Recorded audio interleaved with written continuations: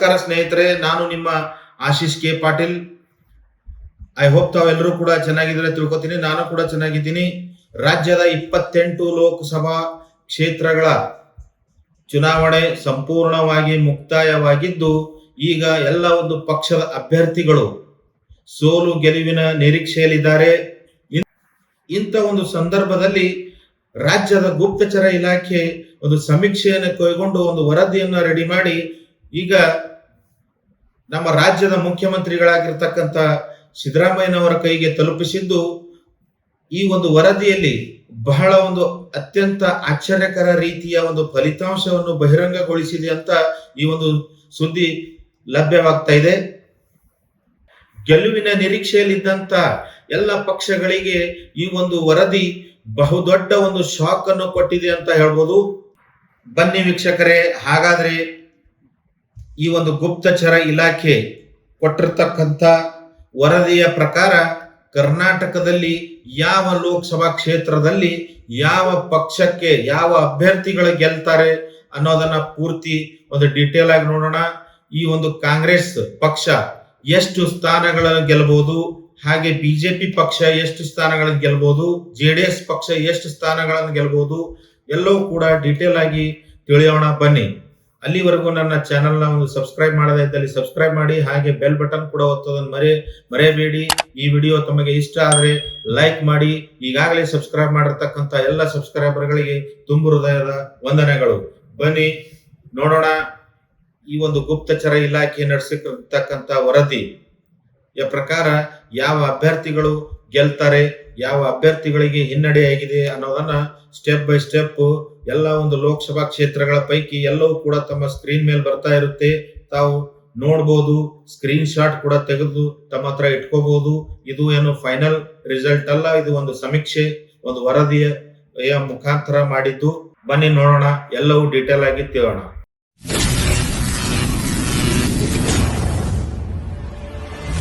ಹಾಗಾದ್ರೆ ಈಗ ಮೊದಲಿಗೆ ಒಂದು ಗುಪ್ತಚರ ಇಲಾಖೆ ವರದಿ ಪ್ರಕಾರ 20 ಸ್ಥಾನಗಳನ್ನು ಗೆಲ್ಲುವಂತ ಒಂದು ಬಿಜೆಪಿ ಪಕ್ಷ 20 ಸ್ಥಾನಗಳನ್ನು ಗೆಲ್ಲುವಂತ ಯಾವ ಒಂದು ಕ್ಷೇತ್ರಗಳಿದಾವೆ, ಯಾವ ಒಂದು ಅಭ್ಯರ್ಥಿಗಳು ಗೆಲ್ಲಬಹುದು ಅಂತ ಅವರ ವರದಿಯ ಪ್ರಕಾರ ತಮ್ಮ ಸ್ಕ್ರೀನ್ ಮೇಲೆ 1 by 1 ಡಿಸ್ಪ್ಲೇ ಆಗುತ್ತಾ ಹೋಗುತ್ತೆ, ತಾವು ನೋಡಬಹುದು.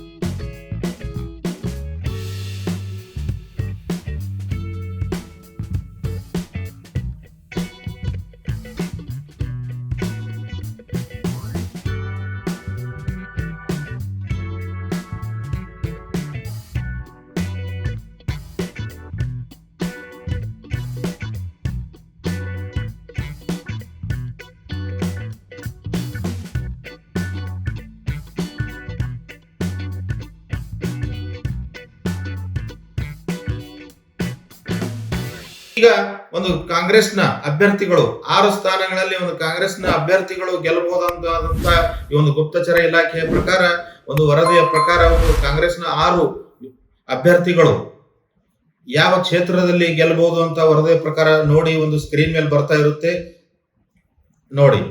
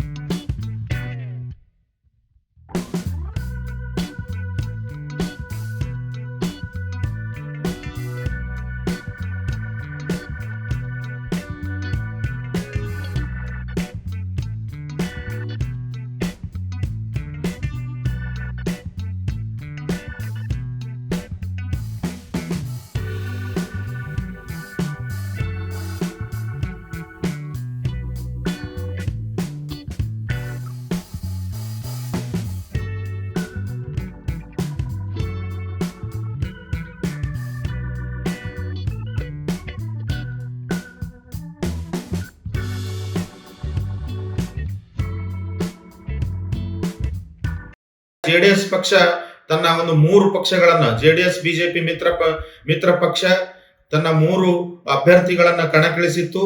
ಅದೇ ರೀತಿಯಾಗಿ ಈಗ ಒಂದು ವರದಿಯ ಪ್ರಕಾರ 2 ಕ್ಷೇತ್ರದಲ್ಲಿ ಜೆಡಿಎಸ್ ಗೆಲ್ಲಬಹುದು ಅಂತ ಒಂದು ವರದಿಯನ್ನು ಬಂದಿದೆ. ಅವು ಯಾವ ಕ್ಷೇತ್ರ ಅನ್ನೋದನ್ನ ತಮ್ಮ ಸ್ಕ್ರೀನ್ ಮೇಲೆ ಬರುತ್ತೆ ನೋಡಿ.